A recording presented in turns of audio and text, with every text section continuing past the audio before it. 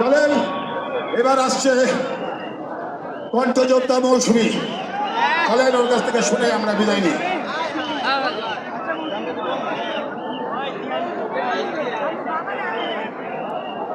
দর্শক, আমরা মানিক মিয়া এভিনিউ এবং আর কিছুক্ষণ পরই আমরা দেখতে পাচ্ছি বৃষ্টি হচ্ছে, তবু মানুষ অধীর অপেক্ষা করছেন এবং উপদেষ্টা ঘোষণা করবেন জুলাই সনদ। সত্যি আসলে অপূর্ব, যা দেখার মতো।